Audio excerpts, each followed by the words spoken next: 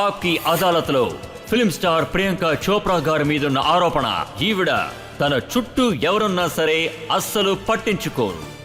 ప్రియాంక గారు, మీరు ఇది ఒప్పుకుంటారని ఆశిస్తున్నాను. మీరు పెద్ద థీఫ్ అన్న విషయం ఒప్పుకున్నారు, చీటర్ అన్న విషయం ఒప్పుకున్నారు, అలాగే మీరు అరగంట కూడా. ఒకవేళ నా దృష్టిలో నన్ను నేనే బెస్ట్ అనుకోవడం అరగన్స్ అయితే అవును, నిజమే. అయితే మీరు నేనే నంబర్ 1, నాకు సాటి ఎవరు లేరంటున్నారా? లేదు, నేను ఏ పని చేస్తున్నానో అందులో నేనే ఎప్పుడూ నంబర్ 1 బెస్ట్గా ఉండాలని అనుకుంటున్నాను. నాకు సంబంధించిన వరకు ఎప్పుడూ నాకు లైఫ్లో ఏ సమస్య లేదు. ఒకవేళ ఇంకొకరు సినిమా బాగా ఆడినా సరే ఆడకపోయినా సరే, వాళ్ళేం చేసినా సరే, ఎందుకంటే దేవుడు నాకు ఎంతగా ఇచ్చాడు అంటే నేను చాలా అదృష్టవంతురాల్ని. దాన్ని మీరు అరగన్స్ అని అనుకుంటే అయితే ఇది అరగన్స్ కాదంటారా? కరీనా, కత్రినా, కంగనా వీళ్ళందరూ ఒక లెక్కే కాదు. నేనే అందరికన్నా హాట్ అని మీరు అనుకుంటున్నారు? లేదే, కరీనా ఏమీ లేదు, కత్రినా ఏమీ లేదు, కంగనా ఏమీ లేదని నాకు సంబంధించి నేనే నా దృష్టిలో నా పనిని బాగా చేస్తాను, రెస్పెక్ట్ ఇస్తాను. మిగతా వాళ్ళ గురించి నేనెప్పుడూ మాట్లాడలేదు. అలాగే అన్ని రోల్స్ మీకే రావాలని అత్యాశ కూడా? అలాంటిదే లేదు. నాకు దొరికిన రోల్స్ని బాగా చేయాలనుకుంటాను, అంతే. నేనెప్పుడూ బై గాడ్స్ గ్రేస్ నాకు ఎప్పుడూ అలాగా జరగలేదు. పని అడగాల్సిన అవసరం నాకు రాలేదు. ఒకవేళ ఒక సినిమా చేయాలంటే అది నాకు దొరకాలని చెప్పాల్సిన అవసరం రాలేదు. నాకు ఎన్ని సినిమాలు వచ్చాయో బై గాడ్స్ గ్రేస్ అవి తానుగానే నాకు వచ్చాయి. నేను చెప్పానుగా, ఇండస్ట్రీలో నాకు ఎవరూ తెలీదు. సో అలాగే జరిగింది. చెప్పానుగా, ఇదంతా మెరిట్లోనే జరిగింది. సో అన్ని సినిమాలు నాకే దొరకాలి, అన్ని నేనే చేయాలి అని నేనేనాడు అనుకోలేదు.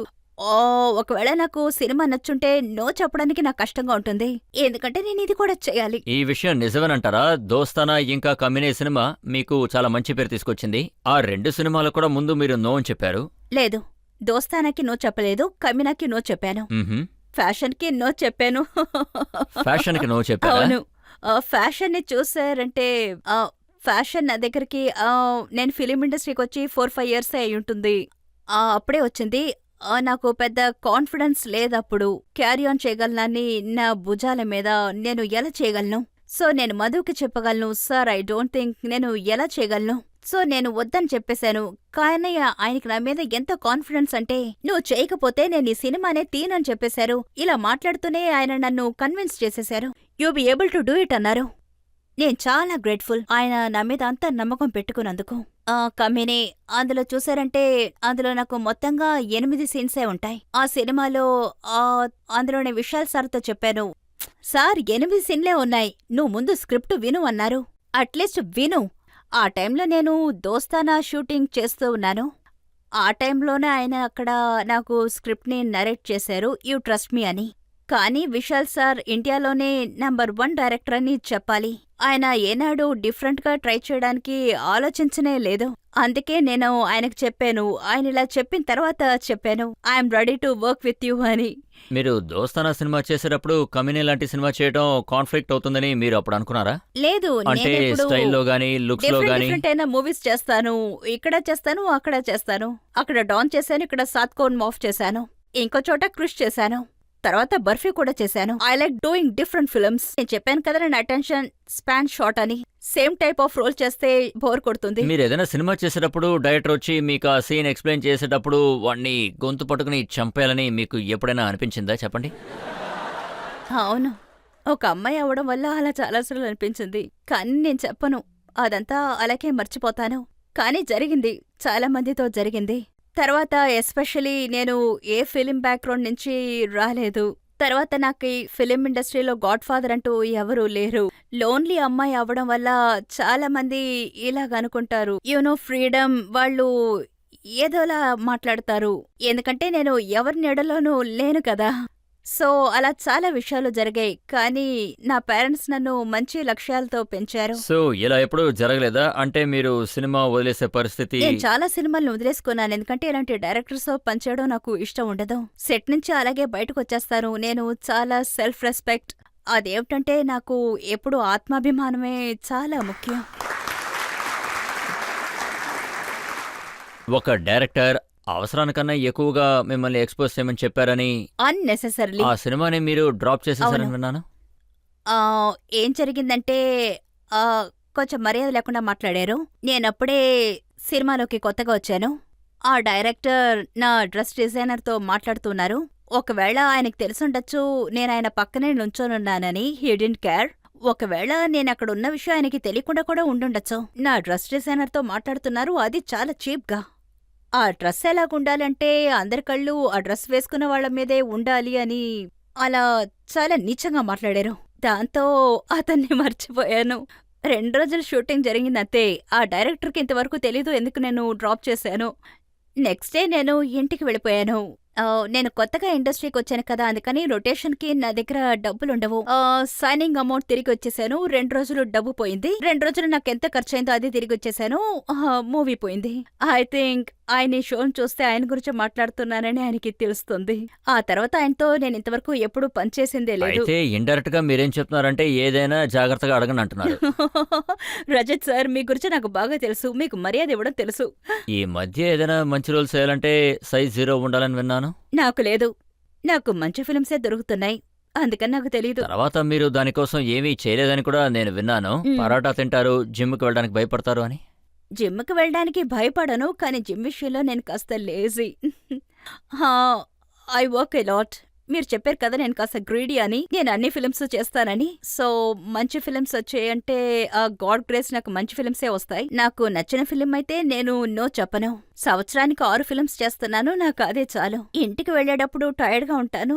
నేను జిమ్కి వెళ్ళలేను, అది నాకు నచ్చదు కూడా. సో నాకు ఒక ఎక్స్క్యూజ్ ఉంది. మా అమ్మ కూడా నేను చాలా పనిచేస్తున్నాను అనుకుంటారు. సో నాకు అది అక్కర్లేదు. సో నువ్వు త్వరగా నిద్రపో, నీకు జిమ్ అక్కర్లేదని అంటారు. నాకు బాగా వండి పెడతారు. I love my food.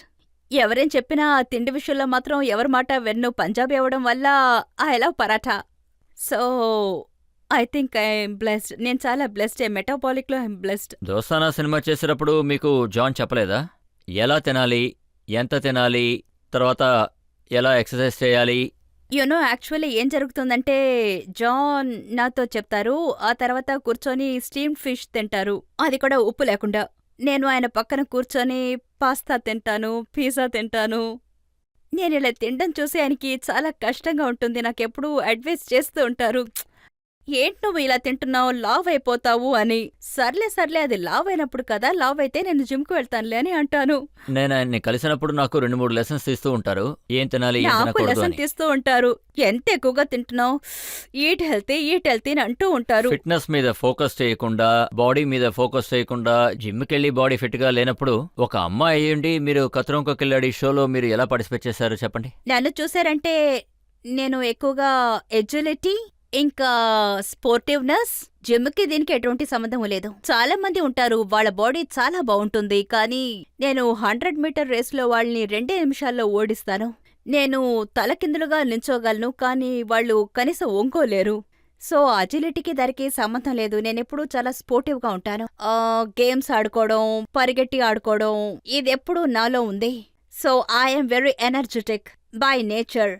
అలా అయితే మీరు ఈ కత్రంకో కిల్లాడిలో పాల్గొనేటప్పుడు అక్షయ్ కుమార్ గారి దగ్గర ఏదైనా ట్రైనింగ్ తీసుకున్నారా? ఆయన ఏదైనా టిప్స్ లేదు, ఇచ్చారా? దానికి అవసరమే లేదు. నేను ఎప్పుడు ప్రమాదాలతో అది కాదు, ఈ ఆడుకున్నాను. విషయం గురించి మీరు అసలు జెంట్స్ తో ఏం మాట్లాడరా? లేదు, నేను ఆ కేటగిరీలో లేను. నాకు ఆ ప్రాబ్లం లేదు. చాలా మంది నా దగ్గర చెప్పారు ప్రియాంక గారిని ఖచ్చితంగా ఈ ప్రశ్న అడగాలి అని. ట్రైన్లో బైక్ డ్రైవ్ చేసే స్టంట్ ని స్వయంగా మీరే చేశారా చెప్పండి? అరే మేకింగ్, మీరు కత్రోకా కిల్లాడి మేకింగ్ చూడండి. మీరు ఆ మేకింగ్ చూడండి. నేను బైక్ తోలుతున్నాను. అవును, డేంజరస్. యాక్చువల్ గా నేను బైక్ తోలడం డాన్ కోసం నేర్చుకున్నాను, డాన్ మూవీ కోసం. నాకు బైక్ అంటే చాలా ఇష్టం. నాకు గేర్ బైక్ తోలడం అస్సలు తెలీదు. అది డాన్లో ఒక సీన్ కోసం నేర్చుకున్నాను. ఇప్పుడు అది చాలా యూస్ఫుల్ గా ఉంది. మీ పేరెంట్స్ అసలు అబ్జెక్ట్ చేయలేదా చూడమ్మా ఇలాంటివి నువ్వు చెయ్యొద్దు అని? అందుకే మా నాన్న నాతో పాటు నేను తీసుకువెళ్ళలేదు.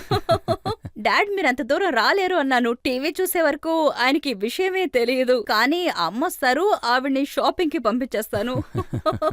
ఇప్పుడు ఆడియన్స్ ప్రశ్న అడగాలనుకుంటున్నారు. I saw you with coffee with Karan.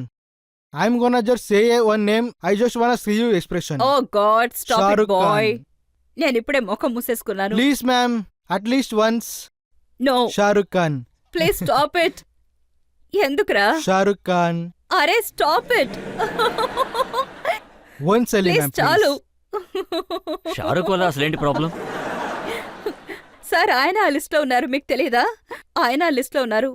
అలాగా? అవును, ఆయన లిస్ట్ లో ఉన్నారు, మీకెవరికి తెలీదు. ఎదుర్కొంటా మాట్లాడను, అది వేరే విషయం.